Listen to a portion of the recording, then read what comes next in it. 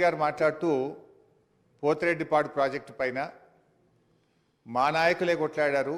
ఆ రోజు రాజశేఖర రెడ్డి గారి క్యాబినెట్లో ఉన్నటువంటి మంత్రులు మాట్లాడలేదు అనేటువంటి మాట వారు మాట్లాడినారు. నేను దాని మీద ఒకరోజు వీలైతే చర్చ పెట్టండి, సభ రికార్డులు తీసి బయట పెట్టండి, వీడియో ఫుటేజ్ కూడా ఉంటుంది సభలో. అన్ని విషయాలు కూడా బయట పెడితే దాని మీద నేను చర్చకు సిద్ధం. But I want to set right the record. ఆ రోజు రాజశేఖర రెడ్డి గారి క్యాబినెట్ నుంచి మేము 6 మంత్రులం 14 నెలలకే మేము రాజీనామా చేశాము.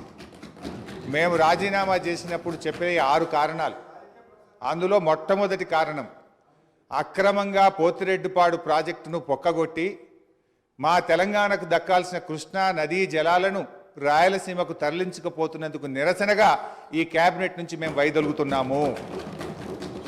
తెలంగాణను ముంచి పులిచింతల ప్రాజెక్టు కట్టి ఆంధ్రాకు నీళ్లు మళ్లించే పులిచింతల ప్రాజెక్టును ఆపకపోవడం వల్ల మేము ఈ క్యాబినెట్ నుంచి వైదొలుగుతున్నాము. 610 జీవో అమలు చేయడంలో నిర్లక్ష్యం కారణంగా మా తెలంగాణ పిల్లలకు ఉద్యోగాలు దక్కే విషయంలో మా మాట తప్పుతున్నందుకు నిరసనగా ఈ క్యాబినెట్ నుంచి మేము వైదొలుగుతున్నాము.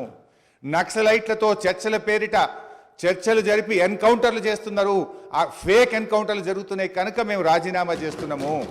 ఇట్లా ఒక 6 కారణాలు ఇదే సభలో చెప్పాం, బయట చెప్పి మేము ఆ రోజు రాజీనామా చేసినామనేటువంటి విషయాన్ని సభ ద్వారా గౌరవ ముఖ్యమంత్రి దృష్టికి మీ దృష్టికి తెస్తున్నాం.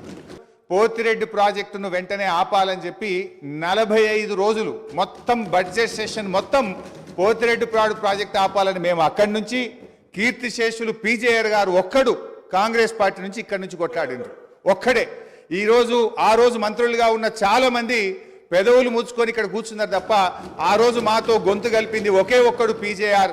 ఆ పీజేఆర్ తనయుడు విష్ణువర్ధన్ రెడ్డి కూడా ఈరోజు మాతోనే ఉన్నాడు. మూడవది, పోతిరెడ్డిపాడు పొక్క పెద్దది చేసినప్పుడు కీర్తిశేషులు నాయన్ నరసింహారెడ్డి గారు కడప జిల్లా ఇన్ఛార్జ్ మినిస్టర్. ఆ రోజు కొట్లాడింది పోతిరెడ్డిపాడు మీద కీర్తిశేషులు పి జనార్దన్ రెడ్డి గారు.